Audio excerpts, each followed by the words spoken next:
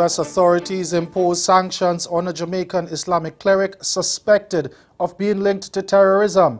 And in sport, Trinidad and Tobago cricketer Riyad Emrit surprised at his recall to regional duty. I'm Ricardo Roberts, and this is Caribbean in 10 for Wednesday, December 6th. I'll be back with the details after the break. Did you know that a strategy has been developed to help improve the region's education and human resources? You didn't?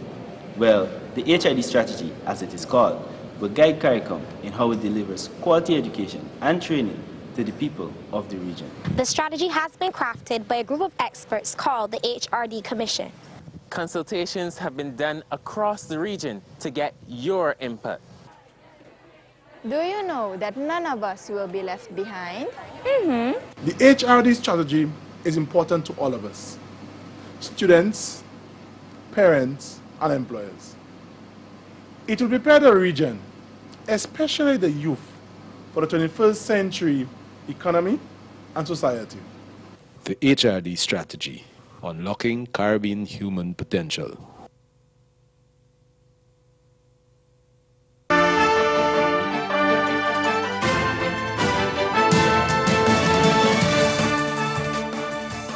The U.S. Treasury has imposed sanctions on a Jamaica-based Islamic cleric for suspected links with terrorist group ISIS. A statement issued yesterday by the U.S. Department of Treasury said Abdullah Ibrahim Al-Faisal had been added to the specially designated global terrorist list for providing recruitment services to ISIS and influencing people to carry out terror attacks. The sanctions prohibit U.S. companies and Americans from doing business with him. They also block his assets in the U.S. and identify him as a high-profile target for law enforcement worldwide. Now, according to John Smith, the director of the Treasury's Office of Foreign Assets Control, Al-Faisal has recruited for and provided support to ISIS, and his actions have influenced terrorists who engaged in bomb plots and other horrific attacks on innocent civilians. He said the designation will help deter Al-Faisal's global following and prevent Americans from supporting him in any way. Faisal was indicted in New York in August on charges of recruiting and providing support to ISIS members. He is currently facing extradition proceedings in Jamaica. In Trinidad and Tobago now, 2 police officers have been charged with helping businesswoman Vicky Boudram escape from prison last week. Police constables Levon Sylvester and Lisa Navarro appeared before Acting Chief Magistrate Maria Busby Earl Cadell in the Port of Spain Magistrate Court yesterday, along with a woman accused of harboring Boudram. The fraud accused herself, who is awaiting trial on 175 charges, also made an appearance. We get more in the C News report.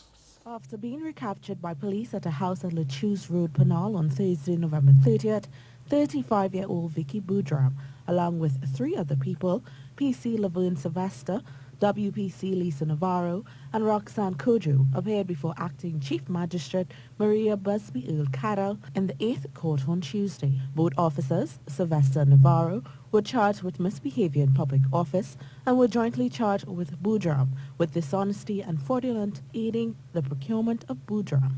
The 2 officers were granted bail in the sum of $300,000 each, while Boudram was denied bail. The matter was later transferred to the Arima Magistrate Court to be heard on December 13, 2017. Roxanne Kojo, who had been accused of hiding Ms. Boudram, was charged with the harboring of a prisoner and was remanded into custody. She is to appear before Superior Magistrate Court on Wednesday, December 6th.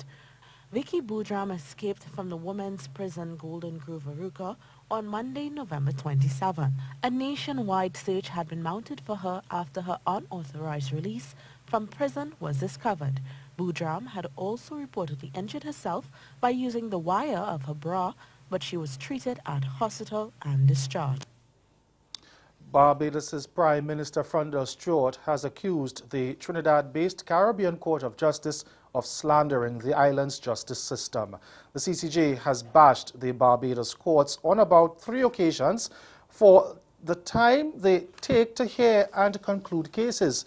Publicly addressing the issue for the first time yesterday, Prime Minister Stewart told Parliament that such judicial delays were not peculiar to Barbados, but were an issue throughout the Caribbean. Barbados, Belize, Dominica and Guyana are the only CARICOM countries that have the CCJ as their final court of appeal.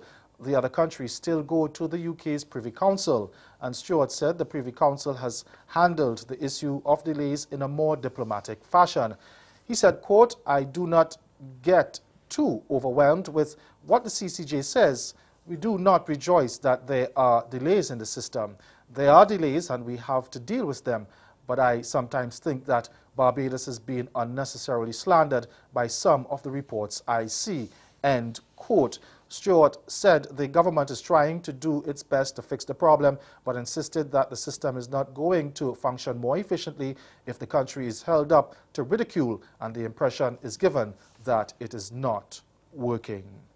Stay with us. Your Midday Sport is next. Anybody could be a corporate lawyer. They could represent companies, right? Trying to squash the little guy. They could represent GM, against some guy family's been killed. Why do you represent the underdog? It's always been a passion of mine. Ever since law school, I have seen the practice of law as a way of righting wrongs and balancing the scales of justice. And I know that's somewhat idealistic, but yet, to me,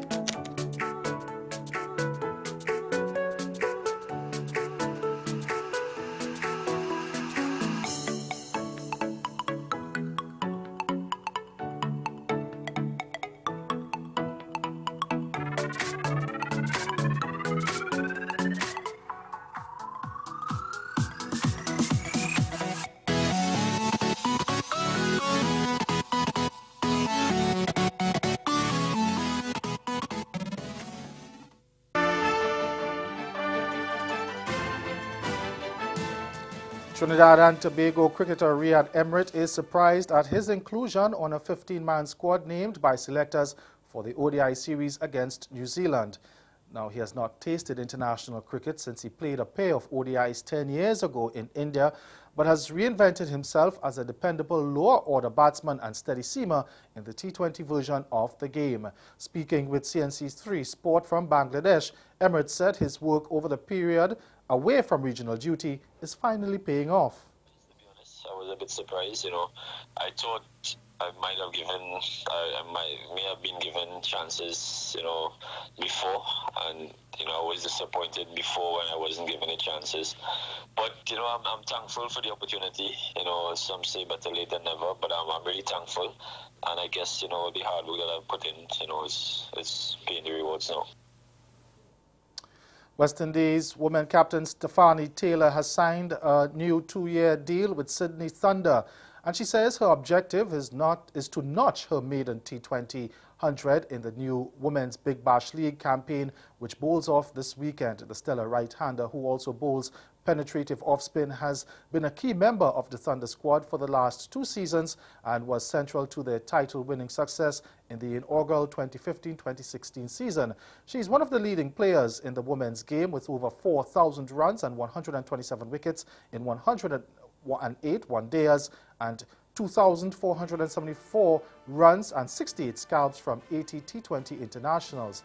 Jamaican has managed 661 runs and 12 wickets in her first 2 seasons with Thunder. That's Caribbean in 10. Good afternoon.